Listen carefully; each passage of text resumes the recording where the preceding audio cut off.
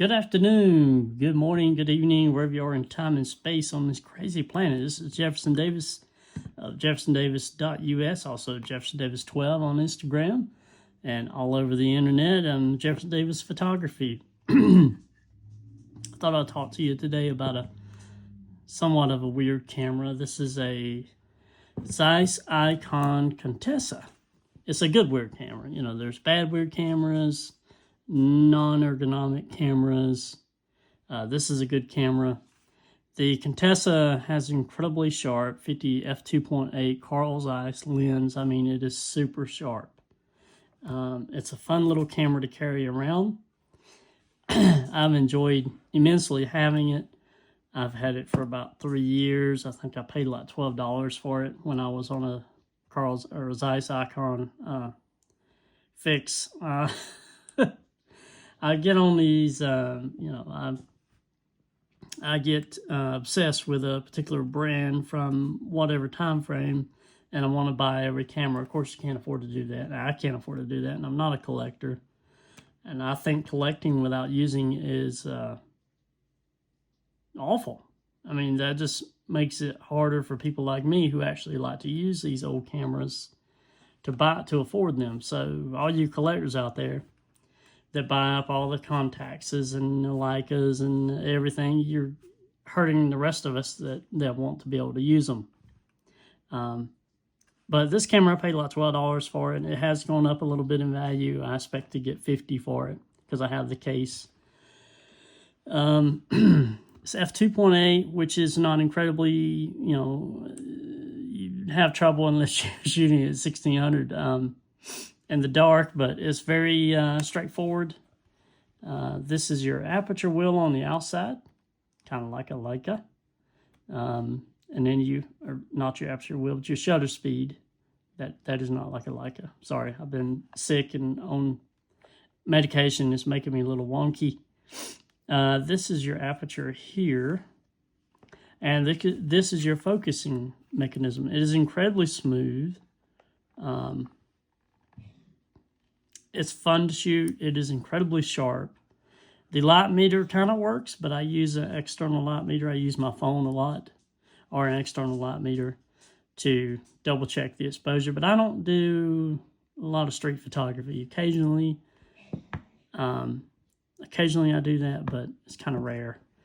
Most of what I shoot is landscapes or cityscapes or close-up stuff, which this is not good at. This is has a close focusing distance of 3 feet, which isn't horrible, but it's still not great. And at f2.8, you're not getting a lot of out of focus area, which I grew up with SLRs, and that's just what I like to shoot. But the good thing about it, this is from the early 60s, I believe.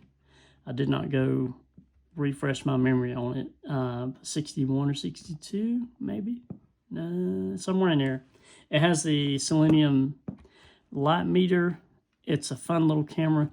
The light meter is not accurate. It does work, but it's not accurate. You can clean these and fix the contacts where they work most of the time, but I'm going to sell it as is because the light meters just are not very accurate at all, especially for color. If you're doing color, you need to have one of those little $50 light meters in the cold shoe right here to get an accurate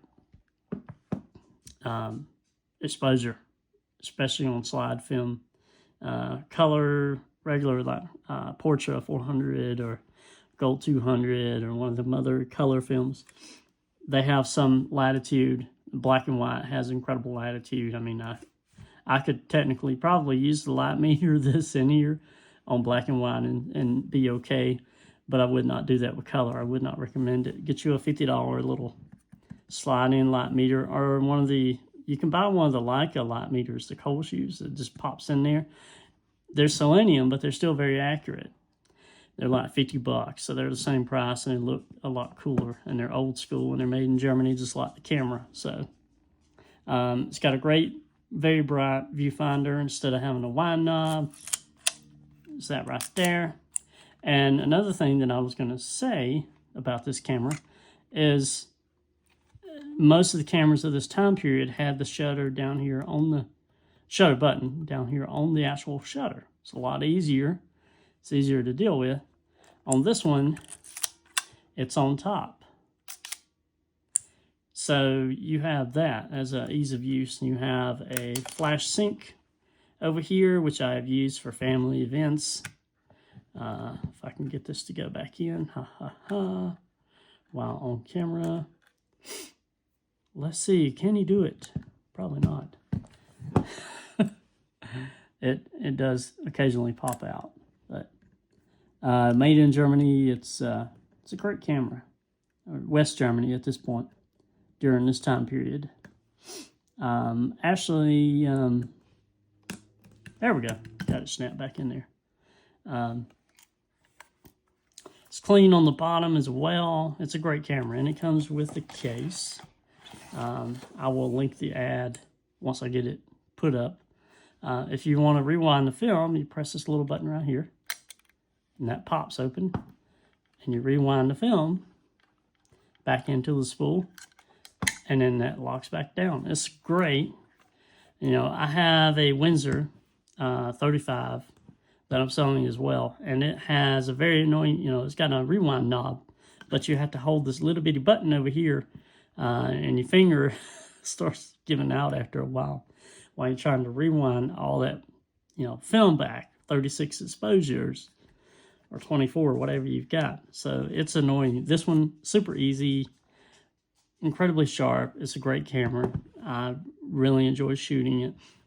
And if you don't buy one from me, go buy you one because they're cheap. And that's a Carl Zeiss lens. And you know as well as I do, if you know anything about cameras, they're incredibly sharp.